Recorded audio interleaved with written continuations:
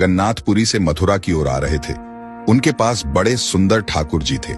वे संत उन ठाकुर जी को हमेशा साथ ही लिए रहते थे और बड़े प्रेम से उनकी पूजा अर्चना कर लाड लड़ाया करते थे। ट्रेन से यात्रा करते समय बाबा ने ठाकुर जी को अपने बगल की सीट पर रख दिया और अन्य संतों के साथ हरि चर्चा में मग्न हो गए। जब ट्रेन रुकी और सब संत उतरे, तब वे सत्संग में इतने मग्न हो चुके थे कि झोला गाड़ी में ही रह गया। उसमें रखे ठाकुर जी भी वहीं गाड़ी में रह गए।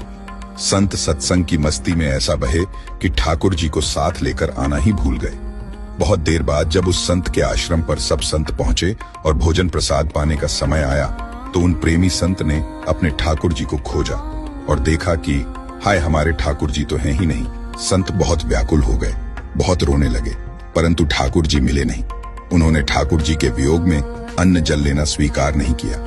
संत बहुत व्याकुल होकर विरह में अपने ठाकुर जी को पुकार कर रोने लगे। तब उनके एक पहचान के संत ने कहा, महाराज, मैं आपको बहुत नए ठाकुर जी दे देता हूँ। परंतु उन संत ने कहा कि हमें अपने वही ठाकुर चाहिए जिनको हम अब तक लाड लड़ाते आए हैं। तभी एक दूसरे संत ने पूछा, आपने उन्हें कहाँ रखा था? मुझे तो लगता है गाड़ी में ही छूट गए होंगे। एक संत बोले, अब कई घंटे बीत गए हैं, गाड़ी से किसी ने निकाल लिए होंगे और फिर गाड़ी भी बहुत आगे निकल चुकी होगी। इस पर वह संत बोले, मैं स्टेशन मास्टर से बात करना चाहता हूँ वहां जाकर। सब संत उन महात्मा को लेकर स्टेशन पहुंचे। स्टेशन मास्टर से मिले और ठाकुर जी के गुम होने की शिकायत करने लगे। उन्होंने पूछा कि कौन सी गाड़ी में आप बैठकर आए थे।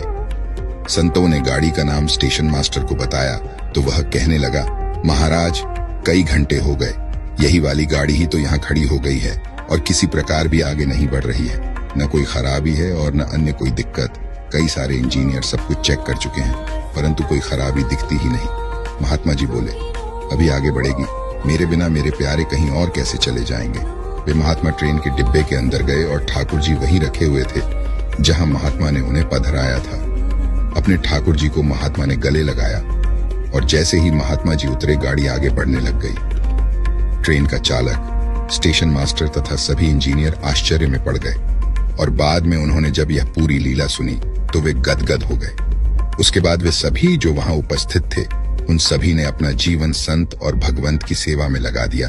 भक्तों, भगवान जी भी खुद कहते हैं ना, भक्त जहां ममपक धरे तहां धरूं में हाथ, सदा संग लाग्यो फिरूं, कभू न छोड़ू साथ।